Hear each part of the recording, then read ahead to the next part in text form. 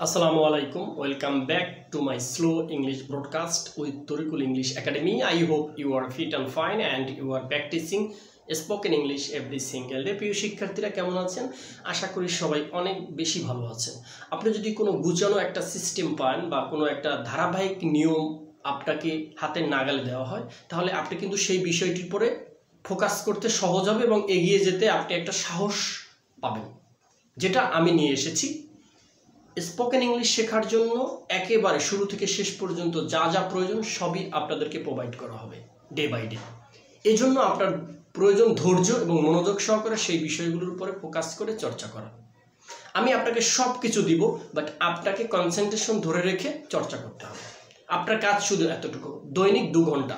যদি এই 2 ঘন্টা সময় আপনি বাজেট করতে পারেন, তাহলে ইনশাল্লাহ আপনি স্পোকেন ইংলিশের যে দৌড় রয়েছে এখানে আপনি সফলতার শেষ সীমায় পৌঁছে যেতে পারবেন। এটা আমরা মনে প্রাণে বিশ্বাস করি।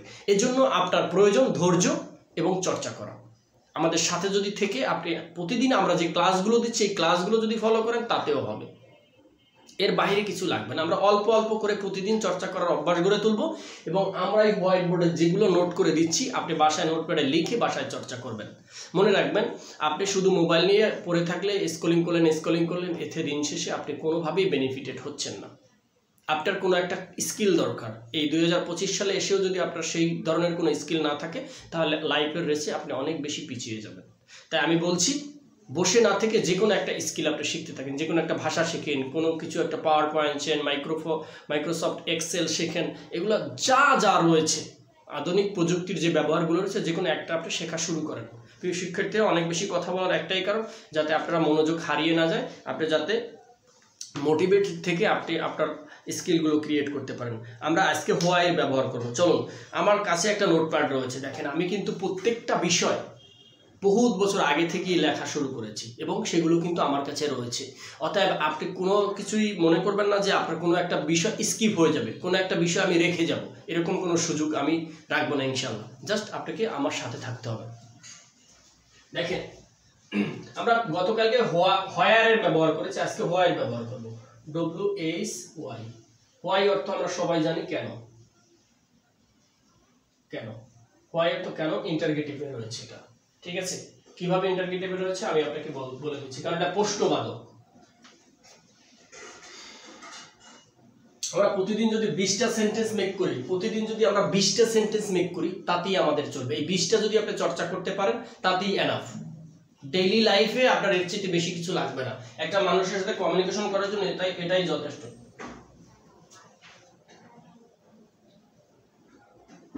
Why do you go? দেখেন, why do you go, তুমি কেন যাও। বড় সেন্টেন্স করা লাগবে, একদম বেসিকে থাকে না। why do you go, তুমি কেন যাও। do you go, তুমি কি যাও। do you go, তুমি কি যাও। why do you go, তুমি কেন যাও। why do you go, তুমি কেন যাও।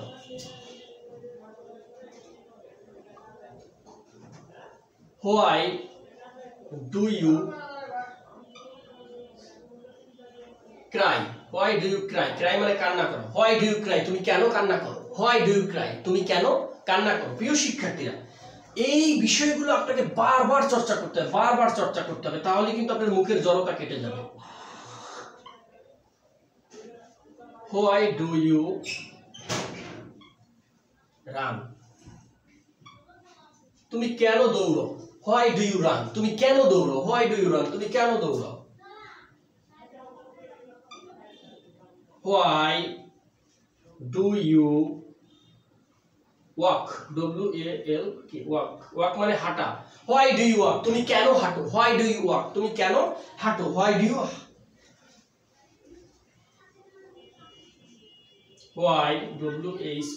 why do you play, play মানে খেলা করো। why do you play, তুমি কেন খেলো। why do you play, আমরা সেন্টেন্স বড় করছি না, একদম বেসিক সিম্পল সেন্টেন্সটা চর্চা করা আপনার আগে জানতে হবে। আগে আপনার বেসিক বিষয়টা জানতে হবে। এই বেসিক বিষয়টা যখন আপনি জেনে যাবেন, তখন কিন্তু লম্বা সেন্টেন্স তৈরি করতে পারবেন, অনেক বড় সেন্টেন্স তৈরি করতে পারবেন, কোনো সমস্যা হবে না। কিন্তু এই বেসিক বিষয়টাকে আপনার আগে স্ট্রং করতে হবে।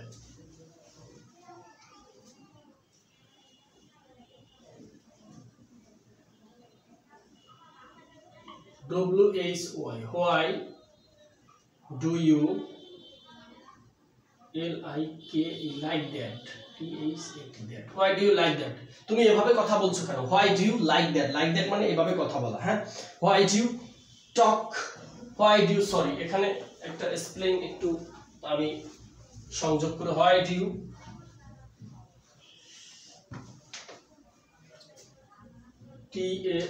talk like that,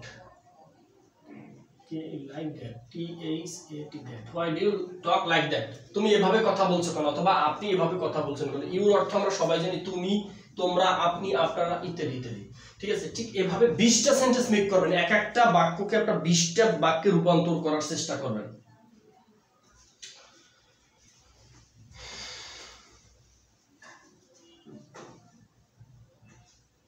আমি একটু এখান থেকে লিখছি, অসুবিধা নেই। WHY, why do you study? STUDY, study, তুমি কেন পড়াশোনা করছো? কেন পড়াশোনা করো? Why do you study, তুমি কেন পড়াশোনা করো? WHY, why do you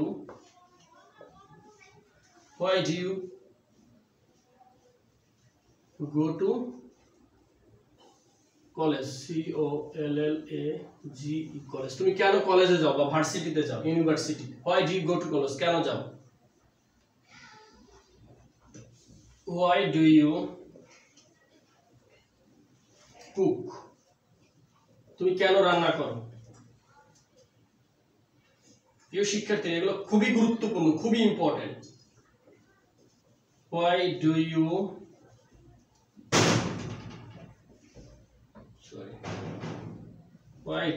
sleep? SLEE, sleep, তুমি কেন ঘুমাও?